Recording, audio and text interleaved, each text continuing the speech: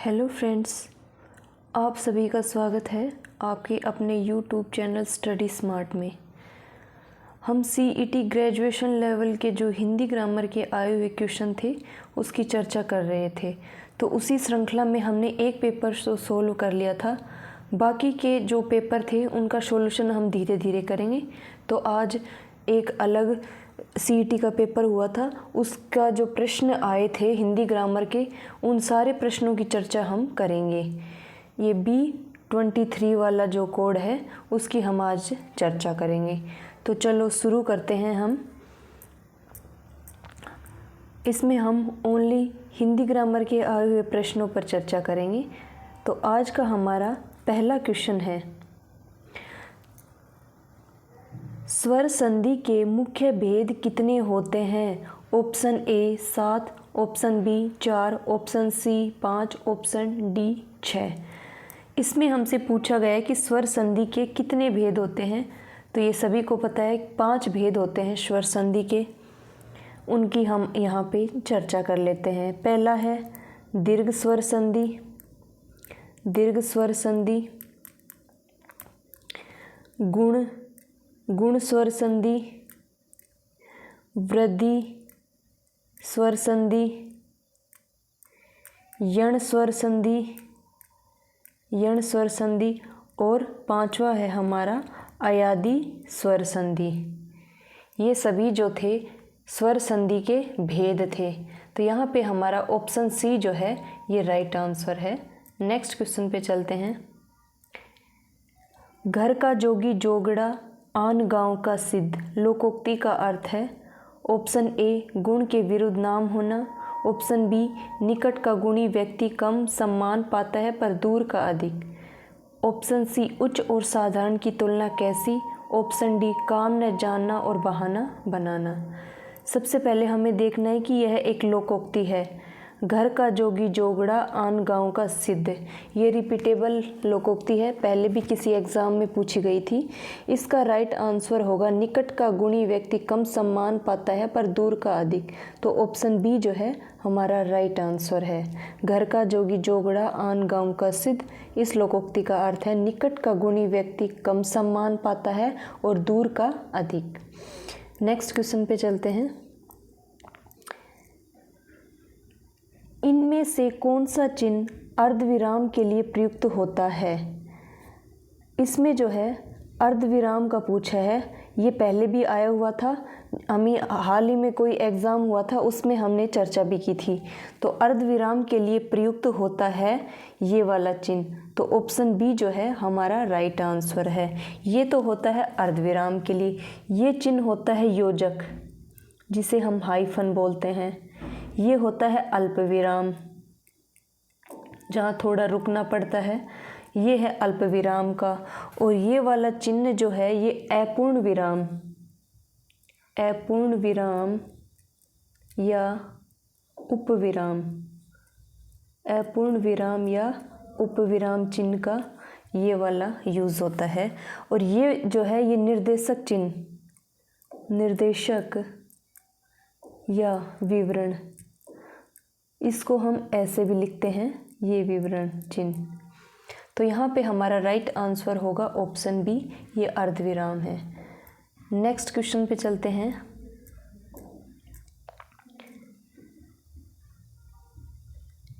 नीचे 2 कथन दिए गए हैं। कथन 1, है वर्ण का उच्चारण स्थान कंठ है। कथन 2, री तथा ठ दोनों वर्णों का उच्चारण स्थान मुर्दा है। उपयुक्त कथनों के आलोक में निम्नलिखित विकल्पों में से सही उत्तर चुनें। यहाँ पे हमें देखना है कि कौन सा कथन सही है और कौन सा गलत है। तो चलो एक एक पे देख लेते हैं। है का उच्चारण स्थान कंठ है, ये सही है। और री तथा ठ, री और ठ दोनों का उच्चारण स्थान मुर्दा है, ये कथन भी सही है। तो कथन 1 और कथन 2 दोनों सही होने के कारण हमारा ऑप्शन बी जो है ये राइट आंसर है। हमने पहले भी चर्चा कर ली थी और आज फिर एक बार कर लेते हैं। कंठ वर्ण कौन कौन से हैं? ये है क, ख, ग, घ और ड़। और है, ए और विसर्ग, ये सभी जो है कंठ्य वर्ण हैं। मूर्धा के उन पे भी हम देख लेते हैं। मूर्धा के हैं टे, ठे, डे, ढे, णे, से और री और रे, ये सभी मूर्धन्य वर्ण हैं। तो यहाँ पे ऑप्शन बी हमारा राइट आंसर है। कथन 1 और कथन 2 दोनों सत्य हैं। नेक्स्ट क्वेश्चन पे चलते हैं। भारतीय संविधान में राजभाषा शब्द का प्रयोग किस अर्थ में किया गया है? ऑप्शन ए किसी विशिष्ट राज्य में प्रयुक्त भाषा के रूप में, ऑप्शन बी जनभाषा के रूप में, ऑप्शन सी संपर्क भाषा के रूप में, ऑप्शन डी सरकारी कामकाज के लिए प्रयुक्त भाषा के रूप में। यहाँ पे दिया गया है कि राजभाषा शब्द का प्रयोग किस अर्थ में किया जाता है, तो इसका अर्थ सरकारी कामकाज के लिए प्रयुक्त भाषा राजभाषा कहलाती है। तो ऑप्शन डी जो है ये हमारी राइट आंसर है। नेक्स्ट क्वेश्चन पे चलते हैं।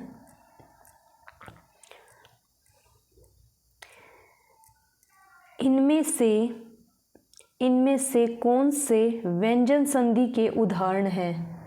हमें देखना है कि इसमें कौन कौन से जो हैं ये व्यंजन संधि के उदाहरण हैं। उल्लास, उल्लास जो है ये व्यंजन संधि का है। उत धन लास, उल्लास ये व्यंजन संधि का हो गया। अन्वय, अनु धन अय, अन्वय ये गलत है, ये जो है यण संधि का है। यण स्वर संधि मतलब स्वर संधि का उदाहरण है अन्वय। और अहंकार, अहम धन कार, ये भी व्यंजन संधि का है। अहम धन कार, अहंकार व्यंजन संधि का है। निष्फल, निह धन फल, ये जो है विसर्ग संधि का है। उद्धार, उत धन हार, ये भी व्यंजन संधि का है। उत धन हार, उद्धार ये व्यंजन संधि का है। तो ए, सी और ई सही होने के कारण ऑप्शन सी जो है ये हमारा राइट आंसर है। उल्लास, अहंकार और उद्धार ये सभी जो हैं व्यंजन संधि के उदाहरण हैं। अन्वय जो है ये स्वर संधि का उदाहरण है और निष्फल जो है ये विसर्ग संधि का उदाहरण है। नेक्स्ट क्वेश्चन पे चलते हैं। वर्तनी की दृष्टि से इनमें से कौन सा शब्द जो है शुद्ध है? हमें देखना है कि कौन सा शब्द शुद्ध है। तो इसमें कुमुदिनी, ऑप्शन सी हमारा राइट आंसर है। ये जो है कुमुदिनी ये शुद्ध शब्द है। कुछ और शब्द देख लेते हैं जो बार बार शब्द शुद्धि में पूछे गए हैं। न्यूनाधिक, न्यूनाधिक ये जो है न्यून धन अधिक से मिलकर बना है न्यूनाधिक।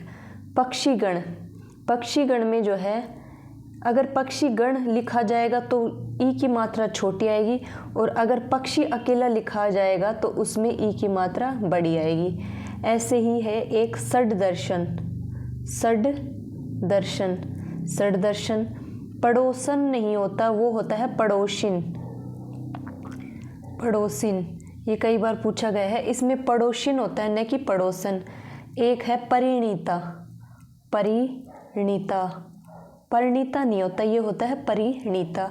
ये कुछ शब्द थे, आप इनको नोट कर लेना। ये शब्द शुद्धि में हाल ही किसी एग्ज़ाम में पूछे गए हैं किसी ना किसी में, तो ये इम्पोर्टेंट है, इनकी हमने यहाँ पे चर्चा कर ली है। तो ऑप्शन सी जो है ये राइट आंसर है कुमुदिनी। नेक्स्ट क्वेश्चन पे चलते हैं।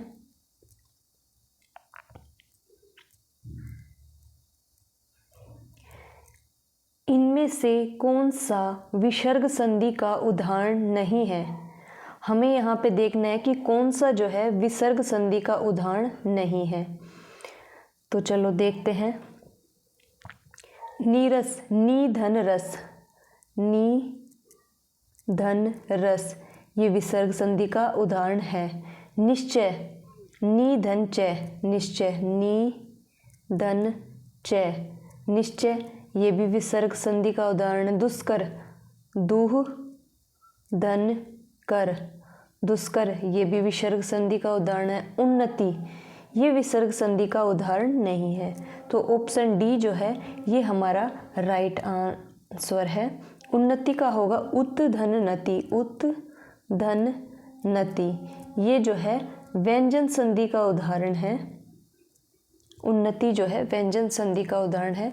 तो ऑप्शन डी जो है हमारा राइट आंसर है, ये विसर्ग संधि का उदाहरण नहीं है। नेक्स्ट क्वेश्चन पे चलते हैं। और अगर वीडियो पसंद आए तो प्लीज़ लाइक, शेयर और सब्सक्राइब कर देना।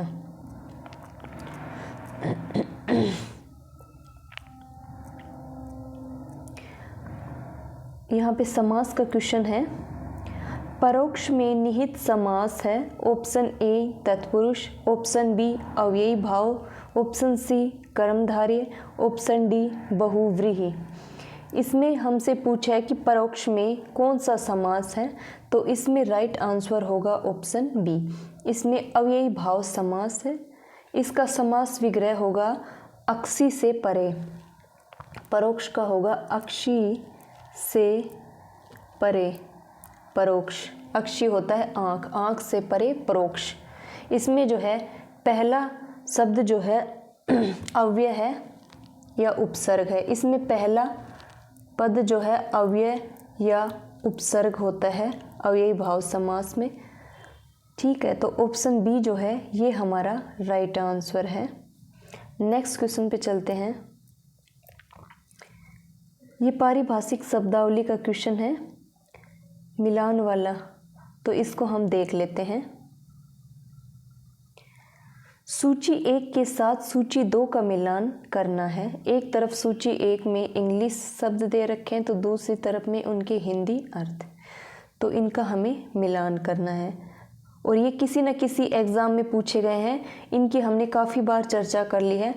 अभी तक आप सभी इनके अभ्यस्त भी हो गए होंगे, एक बार देख लेते हैं। एंडोर्समेंट, एंडोर्समेंट का होगा हमारा right answer ENDORSEMENT, endorsement. Endorsement का होगा अनुमोदन 2, एंडोर्समेंट अनुमोदन। ट्रांसलिट्रेशन, इसका होता है ट्रांसलिट्रेशन का होता है लिप्यंतरण। ठीक है। सबऑर्डिनेट, सबऑर्डिनेट का होता है अधीनस्थ, ऑर्डिनेट सबऑर्डिनेट अधीनस्थ। और ट्रांसफॉर्मेशन ये होता है रूपांतरण, ये तो सभी को पता है ट्रांसफॉर्मेशन। एंडोर्समेंट अनुमोदन, ट्रांसलिट्रेशन लिप्यंतरण, सबऑर्डिनेट अधीनस्थ, ट्रांसफॉर्मेशन रूपांतरण। तो इसमें हमारा राइट आंसर होगा ऑप्शन सी। ए में 2, बी में 1, सी में 4 और डी में 3। तो ऑप्शन सी जो है हमारा राइट आंसर है। नेक्स्ट क्वेश्चन पे चलते हैं। इनमें से कौन सा वाक्य शुद्ध है? हमें देखना है कि कौन सा वाक्य शुद्ध है। मैं आपके दर्शन करने आया हूँ, पहला ही वाक्य जो है शुद्ध है, तो ऑप्शन ए हमारा राइट आंसर है। थोड़ी देर बाद वे वापस लौट आए, ये गलत है।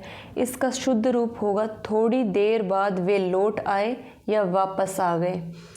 प्रधानाध्यापक लड़के चुनेंगे, इसका शुद्ध रूप होगा प्रधानाध्यापक लड़कों को चुनेंगे। मेरे लिए ठंडी बर्फ़ और गर्म आग लाओ, ये सबको पता है बर्फ़ ठंडी होती है और आग जो है गर्म होती है, तो ये होगा मेरे लिए बर्फ़ और आग लाओ। तो ऑप्शन ए हमारा राइट आंसर है, ये शुद्ध है।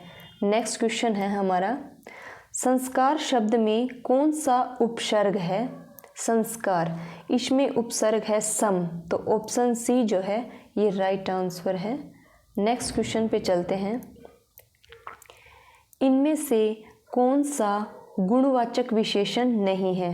कौन गुणवाचक विशेषण नहीं है? प्रत्येक, ऑप्शन बी भला, ऑप्शन सी ऊपरी, ऑप्शन डी सरल।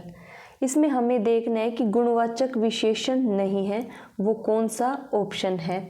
तो इसमें भला गुणवाचक है, ऊपरी भी गुणवाचक है और सरल भी है, लेकिन प्रत्येक गुणवाचक विशेषण नहीं है, तो ऑप्शन ए हमारा राइट आंसर है। प्रत्येक जो है निश्चित संख्यावाचक विशेषण है, निश्चित संख्यावाचक, निश्चित संख्यावाचक विशेषण है प्रत्येक।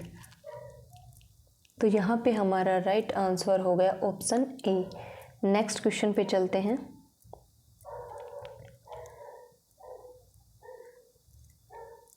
सरकारी पत्र में अधोलेख के रूप में किस शब्द का प्रयोग किया जाता है? ऑप्शन ए श्रीमान, ऑप्शन बी महोदय, ऑप्शन सी भवदीय, ऑप्शन डी सेवा में। यहाँ पे दे रखा है कि सरकारी पत्र में अधोलेख के रूप में किस शब्द का प्रयोग किया जाता है, तो इसमें किया जाता है भवदीय। तो ऑप्शन सी जो है ये हमारा राइट आंसर है। नेक्स्ट क्वेश्चन पे चलते हैं।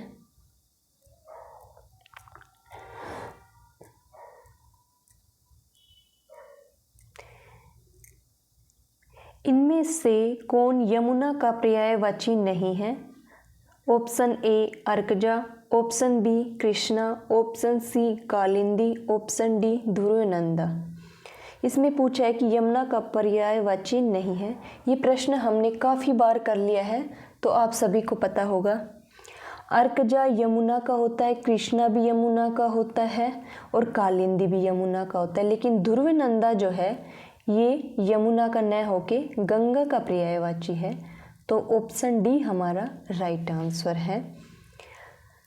गंगा की कुछ पर्यायवाची हैं जिनकी हम यहाँ पे आज चर्चा करेंगे। काफ़ी बार पूछा जाता है गंगा और यमुना का, तो इनको इम्पोर्टेंट कर लेना आप।